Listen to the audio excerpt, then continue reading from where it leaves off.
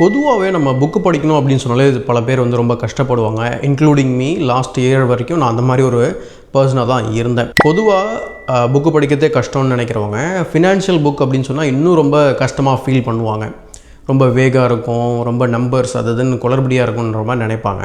But இது எல்லாத்துக்கும் வந்து பார்த்திங்கன்னா ஒரு விடிவு காலமாக வந்து நிறைய பேர் வந்து ஆடியோ புக்கு கேட்குறாங்க, பாட்காஸ்ட் வந்து கேட்குறாங்க.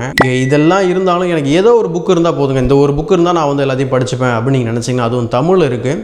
கிட்டத்தட்ட ஒரு கிளாசிக்கல் புக்ஸ் லைக் வந்து பார்த்தீங்கன்னாக்கா ரிச்சஸ்ட் மேன் இந்த பாபிலோன் இடத்துக்கு வந்து பார்த்தீங்கன்னா rich dad poor dad, psychology of money, money wise, money works, அடுத்து மேக் எபிக் மணி, இப்படி 20லேருந்து 30 புத்தகத்தை வந்து ரெஃபர் பண்ணி சோஷியல் மீடியாவில் இன்ஃப்ளூயன்சஸை ஃபாலோ பண்ணி ஒரு புத்தகத்தை வந்து வடிவமைச்சிருக்காரு. அந்த புக்கு பேர் தான் பணக்குட்டி அப்படின்னு சொல்லிட்டு. ஸோ பணக்குட்டி அப்படின்னு சொல்லிட்டு பிரதீப் செல்லதுரை வந்து எழுதியிருக்காரு. ஸோ இந்த புக்கில் இருக்கக்கூடிய எல்லா கான்செப்டையும் வந்து பார்த்தீங்கன்னா ஒவ்வொரு பக்கத்தில் அழகாக வந்து சுருக்கமாக வந்து கொடுத்துருப்பாரு. நீங்கள் இன்ட்ரெஸ்டாக இருந்தால் இந்த புக்கை வந்து வாங்கி படிக்கலாம்.